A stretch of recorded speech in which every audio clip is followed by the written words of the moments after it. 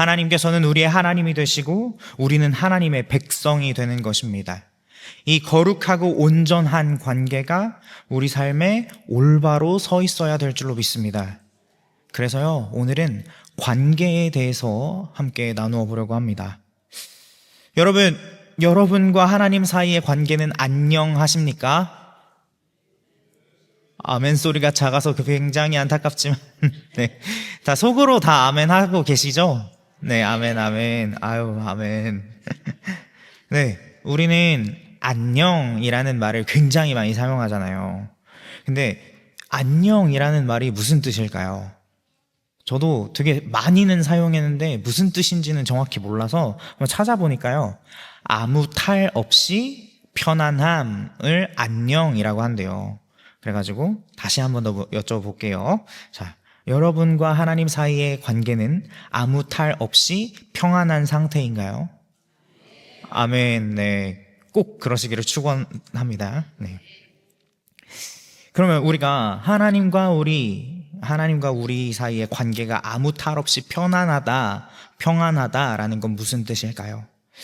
언약 안에서 이루어진 이 하나님과의 관계가 올바로 서 있는 것입니다. 언약 안에서 그 인격적인 사귐을 유지하는 것입니다. 제가 이렇게 보니까요, 삶 속에서 생기는 문제가 보통 하나님과 나 사이의 관계가 온전히 올바르게 서 있지 못하기 때문에 발생하는 게 되게 많더라고요. 거의 대부분이 그렇게 발생을 해요. 그래서 하나님과 나 사이의 관계가 온전히 바로 선다면 어지간한 문제는 해결됩니다. 그래서 이 관계는 날마다 우리가 점검을 해봐야 하는 거예요. 내 삶에 문제가 생겼을 때 가장 먼저 살펴봐야 할 그것도 하나님과의 관계고요. 그 관계가 온전하여질 때 삶의 질서도 회복될 줄로 믿습니다. 아멘. 이 나라에 생긴 문제도 이 나라와 하나님과의 관계가 온전히 서 있지 못했기 때문에 그런 문제가 생기는 걸 테죠. 또 그 문제를 회복시키기 위해서는 그 관계가 온전히 회복되면 다시 회복될 줄로 믿습니다. 우리가 그러한 일에 앞장서는 자들 되기를 소망합니다.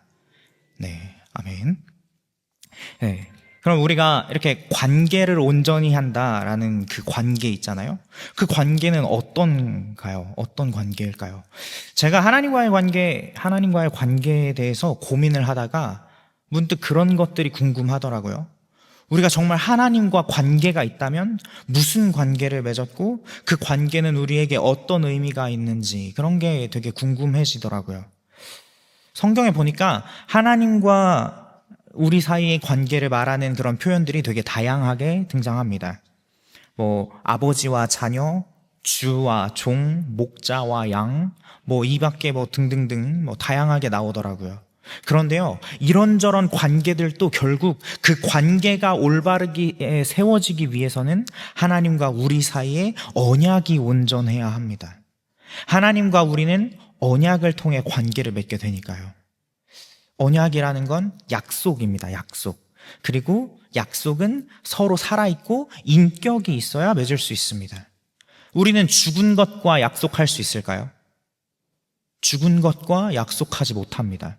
돌멩이랑 안녕 돌멩아, 내가 너와 약속을 할 수 없잖아요. 또 화석이 있어요. 화석하고 약속을 맺을 수는 없잖아요. 또 그런 생각도 해봤어요. 강아지나 나무하고 언약을 맺을 수 있을까? 강아지랑 나무랑 이게 저희 집에 강아지가 있는데 그 강아지한테 밥을 주는 게 약속해서 주는 게 아니잖아요. 그냥 주는 거잖아요. 그리고 강아지가 제 앞에서 손 하면 이렇게 손 주는 게 약속해서 주는 건 아니잖아요. 훈련을 시켜서 주는 거죠. 그러니까 얘가 인격이 없는 거예요. 그러니까 인격이 없는 존재랑은 약속을 맺을 수가 없어요. 그래서 언약은 살아 있어야 되고 인격이 있어야 맺을 수 있어요. 우리가 하나님과 언약을 맺었다는 건 하나님께서 살아계신 분이시고 인격이 있으신 분이라는 걸 인정한다는 것입니다. 그렇다면 우리는 정말로 살아계신 하나님과 인격적인 관계를 맺고 있을까요? 우리가 되게 자주 하나님과의 인격적인 만남이 있어야 한다는 말을 합니다. 이 인격적인 만남은 그리스도인들에게 굉장히 중요하고 필수적인 사건입니다. 성도들에게 하나님과의 인격적인 만남이 있어야 한다는 것, 그것은 모든 그리스도인들이 동의하고 있고 또 그 중요성에 대해서 어느 정도 인지하고 있습니다. 그런데 그만큼 이 인격적인 만남에 대한 큰 오해도 가지고 있습니다. 하나님 그리고 예수님과의 인격적인 만남, 그게 뭘까요? 이게 인격적이라는 말, 이렇게 사전에서 찾아보니까 사람으로서의 품격이라고 말을 합니다. 근데 하나님은 사람이 아니시다 말씀하시잖아요. 네, 하나님은 사람이 아니십니다. 이게 하나님은 사람이 아니시니 거짓말을 하지 않으시고 인생이 아니시니 후회가 없으시도다 말씀하시잖아요. 그러니까 하나님과의 인격적인 만남은 내가 살아계신 하나님, 그분을 알고 그분이 나를 아는 그런 만남을 말하는 겁니다. 성경을 통해 알던 하나님, 이제는 관계적으로 경험하여서 알게 되는 만남입니다. 하나님은 창조주이시고 나는 피조물이라는 사실이 명확해지는 것입니다. 그 만남을 통해서요. 그리고 이 만남을 통해 지식적인 수준에서 머물렀던 이 언약이 실제가 되는 거예요. 하나님과의 관계가 올바로 세워지는 것입니다. 하나님을 인격적으로 만났다면 더 이상 하나님을 모호하게 바라볼 수 없습니다. 하나님은 분명히 창조주이시며 나는 피조물이라는 그 사실이 명확하게 깨달아졌기 때문입니다. 그분이 누구이신지 또 내가 누구인지 하나님과 나의 관계가 분명히 드러난 것입니다. 그런 인격적인 만남 속에서 하나님과 언약이 맺어졌다면 어떻게 이전과 똑같이 살 수 있을까요? 그래요. 그렇다면 이렇게 중요한 하나님과의 인격적인 만남, 이 인격적인 만남은 어디서부터 시작될까요? 바로 하나님을 아는 데서부터 시작됩니다. 그리고 하나님은 그분께서 하신 말씀을 통해서 알 수 있습니다. 하나님은 하나님께서 하신 말씀을 통해 우리에게 자신을 알려주십니다. 물론 종종 직접적으로 자신을 드러내실 때가 있어요. 성경에 보면 직접적으로 자신을 드러내실 때가 있잖아요.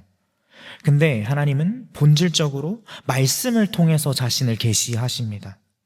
기록하여 우리에게 주신 그 말씀을 통해서 우리에게 보여주십니다. 그래서 하나님을 알고자 한다면 먼저 하나님께서 주신 말씀으로 나아가야 합니다. 그 말씀을 부지런히 읽고 배우며 하나님을 아는 지식을 부지런히 채워가는 데서 하나님과의 인격적인 만남이 시작되는 겁니다. 그런데 제가 아까 오해가 있다 그랬잖아요. 그러니까 하나님과의 인격적인 만남을 어떤 단순히 감정적인 감동이나 눈물 혹은 환상 같은 어떤 특별한 체험으로만 이해하려고 하는 사람들이 있더라고요. 그러니까 이전과는 어떤 다른 강렬한 영적인 경험이 있어야만 하나님을 만났다라고 생각하는 경우가 있습니다. 물론 하나님께서 필요하시다면 그런 감동이나 체험을 허락하실 수 있으십니다. 분명히요. 네. 근데 우리가 잊지 말아야 할 것은 하나님과의 인격적인 만남은 결코 성경 말씀 바깥에서 이루어지지 않는다는 것입니다. 모든 영적인 감동이나 체험은 반드시 말씀 안에서, 언약 안에서 이루어져야 하고 또 언제나 말씀에 근거해야 합니다. 이게 말씀에 근거하지 않은, 또 말씀으로 검증되지 않은 체험은요, 사탄의 미혹일 수 있다는 점을 우리가 늘 경계하고 분별해야 합니다. 이렇게 말씀 안에서 이루어진 이 인격적인 만남, 이 인격적인 만남은 곧 하나님과의 언약적인 관계로 이어지기 마련인데요, 하나님은 말씀을 통해서 자신을 나타내실 뿐만 아니라 그 말씀 안에서 우리와 언약을 맺으십니다. 창세기 12장 2절과 3절에서 하나님은 아브라함에게 이렇게 말씀하십니다. 내가 너로 큰 민족을 이루고 내게 복을 주어 내 이름을 창대하게 하리니 너는 복이 될지라. 너를 축복하는 자에게는 내가 복을 내리고 너를 저주하는 자에게는 내가 저주하리니 땅의 모든 족속이 너로 말미암아 복을 얻으리라 하신지라 말씀하셨어요. 아브라함의 후손 이스라엘을 통해서 모든 족속이 복을 얻을 것이라는 약속입니다. 실제로 이스라엘에서 나신 유대인의 왕 예수 그리스도를 통해 모든 족속이 구원의 복을 누릴 수 있게 되었습니다. 이 약속, 이 언약을 통해서요. 그리고 또 언약이 있죠. 또 출애굽기 19장 5절부터 6절까지 말씀인데요. 우리 함께 읽어보겠습니다. 시작. 세계가 다 내게 속하였나니 너희가 내 말을 잘 듣고 내 언약을 지키면 너희는 모든 민족 중에서 내 소유가 되겠고 너희가 내게 대하여 제사장 나라가 되며 거룩한 백성이 되리라. 너는 이 말을 이스라엘 자손에게 전할지니라. 아멘, 아멘, 아멘. 네. 하나님의 언약은 여호와의 율례와 규례에 순종할 때 성립이 되는 거예요. 그때 우리는 하나님의 백성이 되고 하나님은 우리의 하나님이 되십니다. 그렇다면 언약 안에서 하나님과 나 사이의 올바른 관계란 무엇일까요? 바로 아까 말씀드렸던 것처럼 내가 하나님의 백성이 되고 하나님은 나의 하나님이 되는 것, 그것이 바로 온전한 관계입니다. 근데 우리가 본문 말씀 읽어보니까요, 예레미야 당시에 그 이스라엘이 그랬다고요? 그렇지 못했다고요? 그렇지 못했다고요. 하나님의 그 언약을 이스라엘이 버렸습니다. 예레미야 2장에 보시면 이스라엘이 범한 죄에 대하여 하나님께서 말씀해주고 계신데요, 2장 12절에 보니까 이렇게 말씀합니다. 어느 나라가 그들의 신들을 신 아닌 것과 바꾼 일이 있느냐? 그러나 나의 백성은 그의 영광을 무익한 것과 바꾸었도다. 또 32절엔 이렇게 말씀합니다. 처녀가 어찌 그 폐물을 잊겠느냐? 신부가 어찌 그의 예복을 잊겠느냐? 오직 나의 백성은 나를 잊었나니 그 날수는 셀 수 없거늘. 이렇게 말씀하고 계세요. 이스라엘 백성들이 우상 숭배하고 또 신랑 되신 하나님을 잊어버렸다는 것입니다. 오랜 세월 동안 이스라엘 민족은 하나님의 말씀에 순종하기를 거부하고 우상을 숭배하며 끝까지 하나님께 반역했습니다. 오늘 본문 말씀 24절도 이렇게 말씀하잖아요. 그들이 순종하지 아니하며 귀를 기울이지도 아니하고 자신들의 악한 마음의 꾀와 완악한 대로 행하여 그 등을 내게로 돌리고 그 얼굴을 향하지 아니하였으며 그랬잖아요. 하나님께서는 이렇게 자기 소견에 옳은 대로 행하는 그 이스라엘 백성들을 돌이키기 위해서 수많은 선지자들을 보내셨지만 소용이 없었습니다. 얼마나 많이 보내셨는지, 너희 조상들이 애굽 땅에서 나온 날부터 오늘까지 내가 내 종 선지자들을 너희에게 보내되 끊임없이 보냈다 말씀하십니다. 그런데도 순종하지 않았다는 거예요. 그런데도 귀를 기울이지 않고 목을 굳게 했다는 거예요. 그들의 조상보다 더 악한 짓을 했다는 겁니다. 그럼 그들의 예배는 어땠을까요? 이런 상황인데 예배는 잘 드렸을까요? 본문 말씀 7장 9절 10절 말씀 읽겠습니다. 9절 10절입니다. 시작. 너희가 도둑질하며 살인하며 간음하며 거짓 맹세하며 바알에게 분향하며 너희가 알지 못하는 다른 신들을 따르면서 내 이름으로 일컬음을 받은 이 집에 들어와서 내 앞에 서서 말하기를 우리가 구원을 얻었나이다 하느냐? 이는 이 모든 가증한 일을 행하려 함이로다. 아멘. 그들이 수많은 악행을 저지르고 우상 숭배하면서도 내 이름으로 일컬음 받는 집, 다시 말해 성전에 들어와서 우리가 구원을 얻었다 이렇게 말했다는 거예요. 우리가 이방 민족의 침입에도 우리가 안전할 것이다 이렇게 말했다는 겁니다. 그들이 언약을 어기고도 뻔뻔하게 하나님께서 임재하시는 그 성전에 와서 그들의 안전을 외쳤다는 겁니다. 이스라엘 백성들은 단지 종교적인 의식에만 참여했었을 뿐이지 하나님과의 온전한 관계 속에서 예배를 드린 게 아닌 거예요. 그들의 예배가 무너져 있었습니다. 그 당시 대부분의 제사장들이나 선지자들이 뭐라고 말했냐면요, 하나님의 성전이 있는 한 하나님께서 보호하실 것이기 때문에 유다는 이방 민족에게 멸망하지 않을 거야 이렇게 막 안심시키고 다녔어요. 근데 당연히 이스라엘 백성들은 이런 메시지를 더 좋아했겠죠. 근데요 우리가 성경 전체를 이렇게 보면요, 하나님의 복주심과 보호하심은 오직 그의 언약과 계명을 지키는 자에게 베풀어지는 것이라는 걸 우리가 알 수가 있잖아요.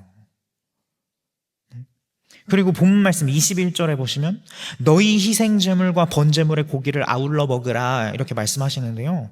이 말은 너희들 고기 많이 먹어 막 이런 느낌이 아니라요. 이 가증스러운 것들아, 나는 이런 거 필요 없으니까 너네나 가서 실컷 먹어라 이런 뜻이에요. 사실 이스라엘 백성들은 희생제사를 여호와께 바치지 않고 자신을 위해 바쳤을 뿐이지 그것을 하나님과는 아무 상관이 없었던 거예요. 그것이 번제는 희생제물을 모두 불로 태워서 드리는 제사인데 그 고기를 먹으라는 것은 그들이 드렸던 번제가 그냥 단순히 고기 덩어리 정도 가치밖에 되지 않았다는 겁니다.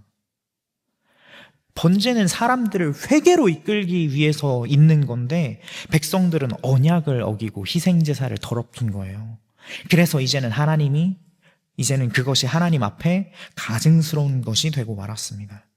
언약 안에서 맺어진 올바른 관계없이 드려지는 이 형식적인 예배는 아무런 가치가 없다 말씀하시는 거예요. 신명기 7장 12절에 이렇게 말씀하십니다. 너희가 이 모든 법도를 듣고 지켜 행하면 내 하나님 여호와께서 내 조상들에게 맹세하신 언약을 지켜 내게 인애를 베푸실 것이라. 아멘. 모든 법도를 지켜 행하면 언약 안에서 인애를 베푸신다는 것입니다.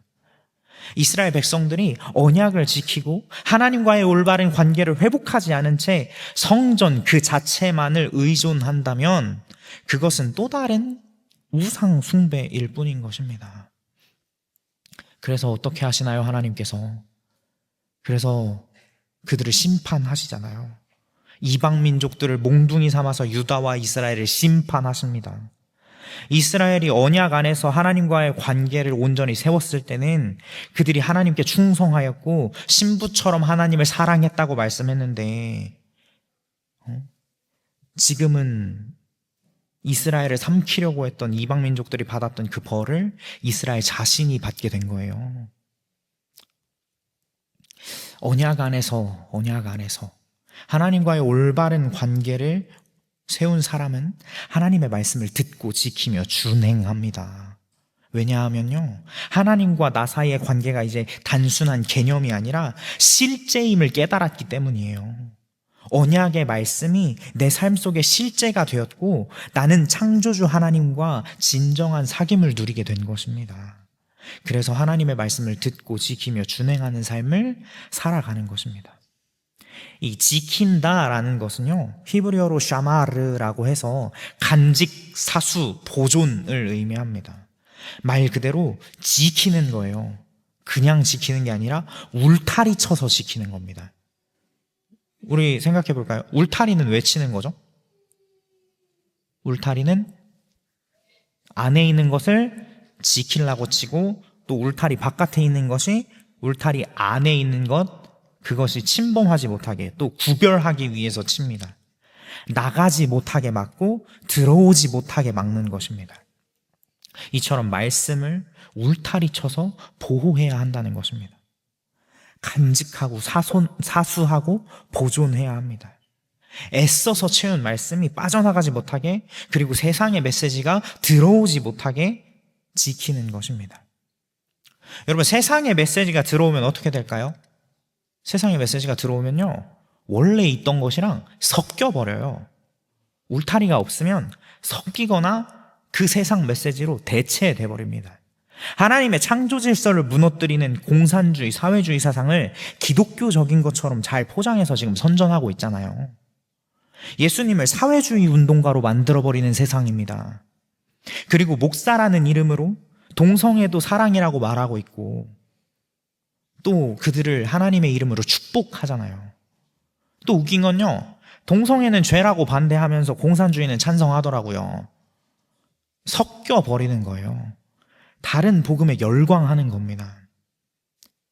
근데 하나님께서는 자신의 말씀이 다른 것과 섞이지 않고 다른 무언가로 대체되기를 원하지 않으시는 분이십니다. 정결하기를 원하고 거룩하기를 원하십니다.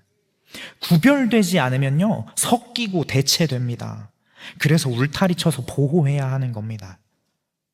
우리 인생도 마찬가지예요. 우리의 인생길이 거룩하고 정결해야 되잖아요. 근데 우리의 연약함 때문에 잘 안 돼요. 이게 내 생각대로, 내 생각과 소견대로 이렇게 하려는 마음에 그냥 맡겨버리고 이렇게 세상 흐름에 휩쓸릴 때가 얼마나 많은지 모릅니다. 그래서 하나님과의 인격적인 만남을 통해서 그 관계를 올바르게 세운 사람은요, 하나님의 말씀을 지키고 준행하더라는 것입니다. 그리고 그런 사람들은 무엇보다 하나님을 경외합니다. 경외합니다. 하나님께서는 자신의 언약 백성에게 경외를 요구하십니다. 근데 경외를 하려면 하나님과의 관계가 올바로 서 있어야 되는데 관계가 명확하지도 않은데 어떻게 경외할 수 있을까요? 그리고 또 우리가 신앙생활을 하면서 사용하는 대부분의 용어가 다 관계적인 용어입니다. 믿음도 그렇고요. 아까 말씀드렸던 경외도 사랑, 신실함, 성실함, 또 위대함. 위대함은 관계적인 용어가 아니지 않나요? 근데 관계가 없는데 그분이 위대하다라는 걸 어떻게 할까요? 그러니까 다 관계하고 어느 정도 다 연관이 있는 거예요. 그분을 알아야 이런 용어들도 온전하게 사용할 수 있고 이 단어들이 뭘 이야기하는지 분명하게 깨달을 수 있는 겁니다. 그분을 잘 알지 못하는데 이런 용어를 사용할 수가 없는 겁니다. 또 우리가 신앙생활에 있어서 가장 중요하게 여기는 그것은 순종이잖아요. 순종. 하나님의 말씀에 대한 순종. 근데 하나님을 알지 못하는데 어떻게 순종할 수 있겠어요? 하나님을 아는 지식 없이, 언약 없이, 그분과의 관계가 올바로 세워지지 않고서 어떻게 순종할 수 있을까요? 굴종은 할 수 있겠죠. 근데 순종은 할 수 없는 겁니다. 하나님께서는 그 백성들이 정말 기꺼운 마음으로 순종하기를 원하시지 굴종하기를 원하시지는 않습니다. 그분은 그 백성이 자유의지를 사용해서 자발적으로 엎드리기를 원하시는 분이십니다. 그런데 내가 그분을 알지 못하는데 어떻게 자발적인 마음이 일어날 수 있겠어요? 그래서 믿는다고 하면서 하나님과의 관계가 온전하지 않은 사람들은 하나님과 세상 사이를 계속 왔다 갔다 합니다. 내 삶에 끊어내야 할 것들을 여전히 끊어내지를 못합니다. 내 삶의 은밀한 죄의 습관 하나가 해결되지가 않아요. 내가 하나님을 믿고 있는 것 같기는 한데 습관적인 그런 종교 생활에만 하고 있을 뿐 나의 일상 생활에서는 순종할 이유보다 불순종을 합리화하는 생각을 더 많이 하게 되는 겁니다. 근데 하나님께서는 항상 매번 그분의 말씀을 듣고 지켜 준행하라고 말씀하십니다. 하나님의 말씀을 듣고 그 말씀을 잃어버리지 않게 울타리 쳐서 간직 사수 보존하는 것입니다. 그리고 그 상태로 걸어가는 거예요. 떨어뜨릴까봐, 잃어버릴까봐, 빼앗길까봐 조심하면서 주의하면서 인생의 길을 걸어가는 겁니다. 이 길을 걸어가는 게 쉽지는 않습니다. 쉽지는 않아요. 그런데 내가 언약 안에서 하나님과 진짜 관계를 맺고 있으니까요, 힘들어도 가는 겁니다. 지금 여기 모이신 여러분들도 그렇지 않으신가요? 여러분들도 그렇잖아요. 정말 힘들고 어려워도 창조주 하나님이 진짜 살아계시고 살아계신 그분과 내가 언약을 맺고 그 언약 안에서 누리는 그 친밀하고 영원한 사귐을 지키기 위해서 어떻게 해서든 쳐서 복종하고 계시잖아요. 나의 부족함을 알기 때문에 살아계신 하나님, 오늘도 나와 함께 하시는 성령님을 의지하여서 더 그 친밀한 사귐으로 나아가려고 애쓰고 계시잖아요.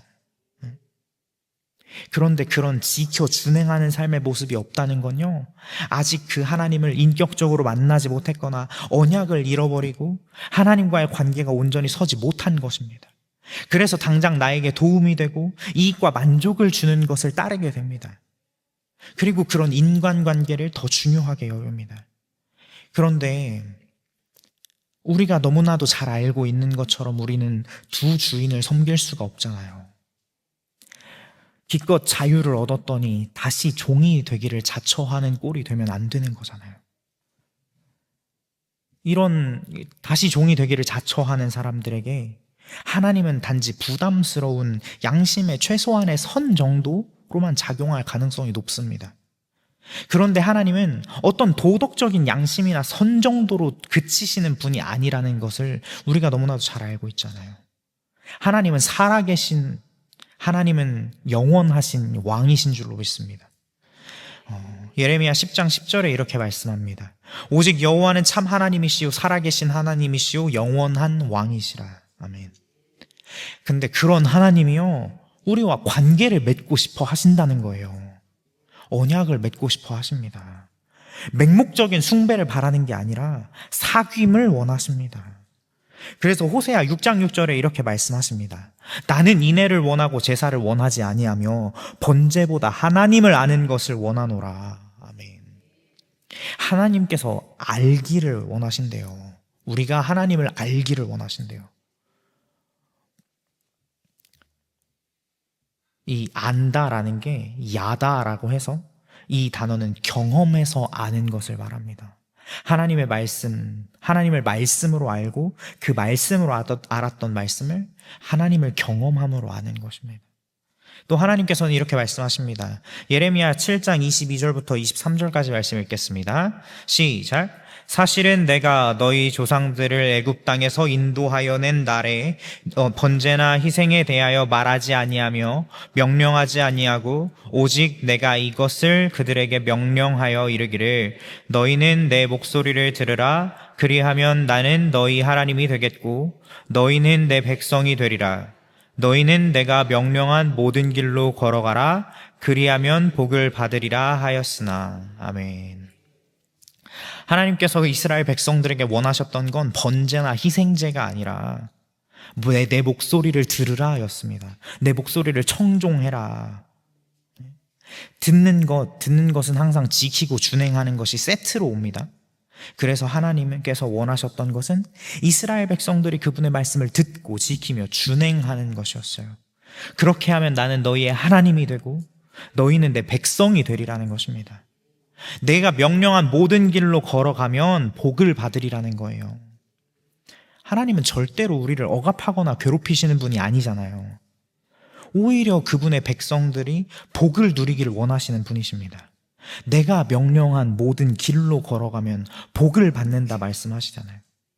그런데 우리는 모두 양 같아서 쉽게 그릇된 길로 빠져서 각자 제멋대로 가곤 합니다.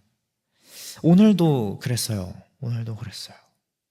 주님, 목자의 음성이 듣기가 싫어서 언약의 울타리를 빠져나왔고 멀리 나갔는데 그렇게 마음대로 가면 행복할 줄 알았는데 그곳에는 참된 기쁨이 없더라는 겁니다.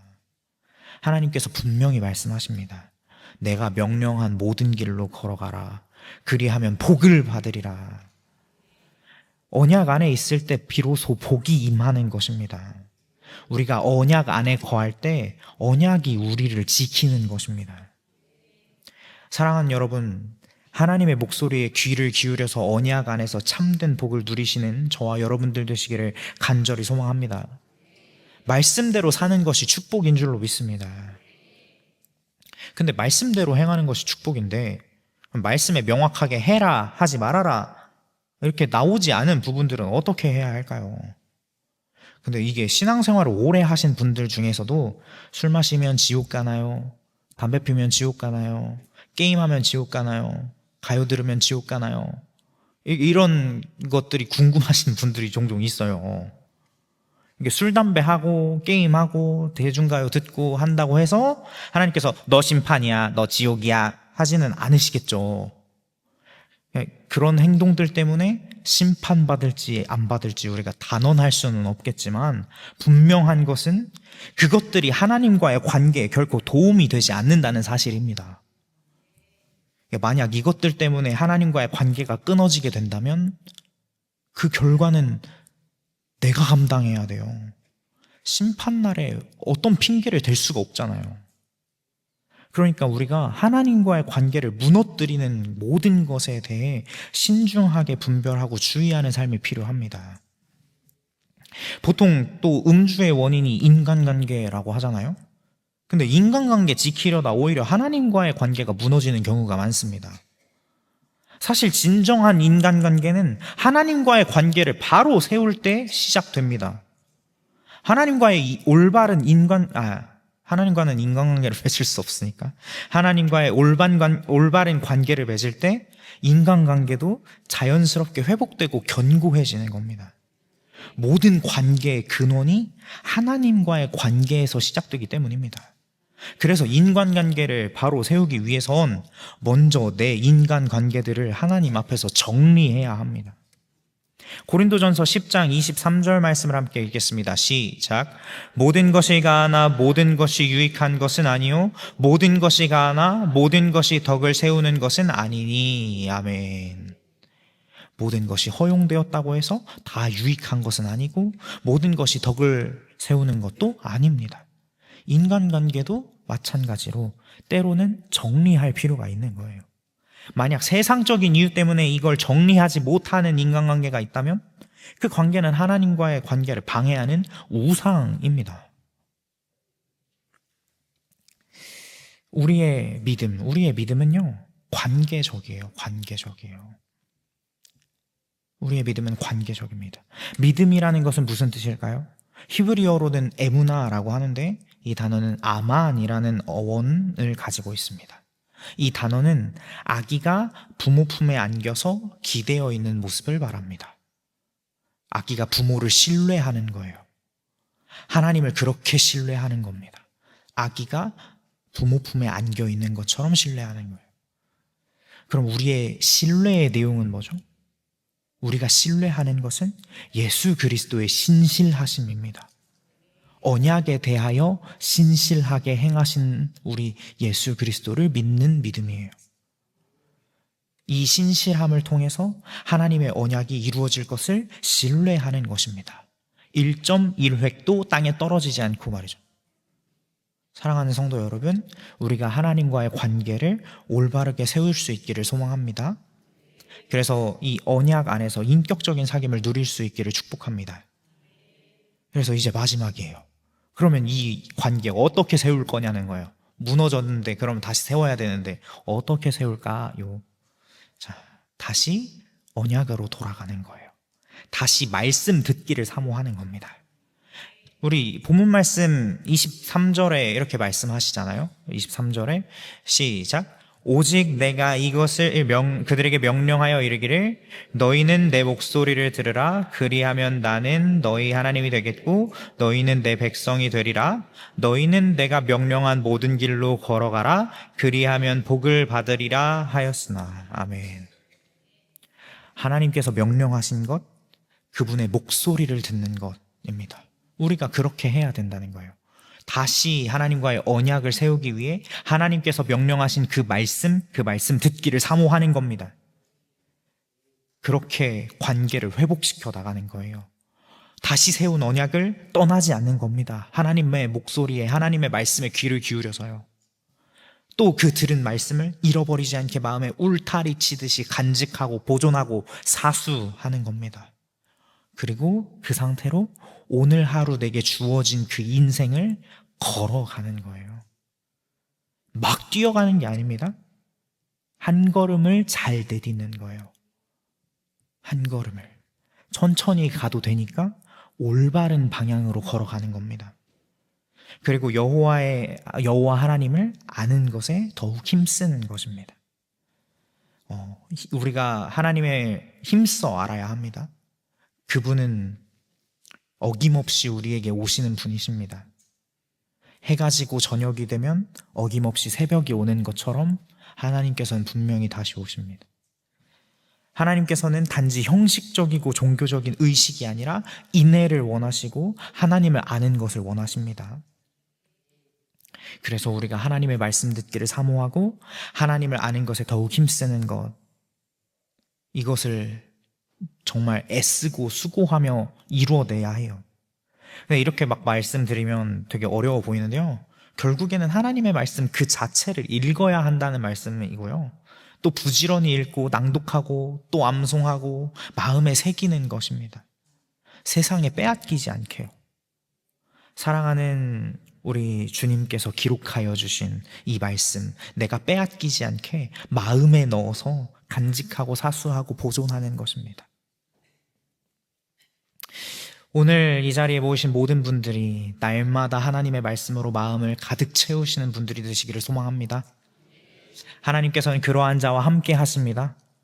말씀을 지키기 위해 마음에 말씀을 쌓아두는 자, 그 말씀을 지키며 인생길을 걸어가는 자, 그런 사람에게 성령 하나님께서 오십니다. 내 안에 무너진 언약을 성령 안에서 새롭게 하고 그 언약에 다시 헌신할 힘을 얻으시는 저와 여러분들 되기를 소망합니다. 아멘. 마지막으로 이제 처음에 했던 질문을 다시 드려볼게요. 여러분들과 하나님 사이의 관계는 안녕하십니까? 아멘. 꼭 확인해 보시기 바랍니다. 네.